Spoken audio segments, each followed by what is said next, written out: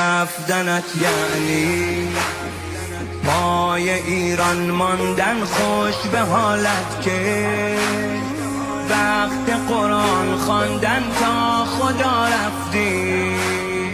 آه چرا رفتی آقا؟ بعد هر سجده قصد قربت کردی، مهر تربت را تا زیارت کردی. تو کجا رفتی؟ کربلا رفتی آقا.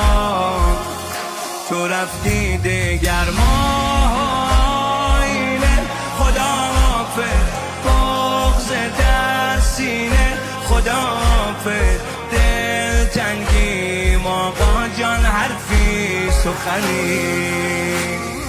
آقا راحت استراحت کن، راحت با ارباب خلوت کن، پیش حاج قاسم با سید حسنی.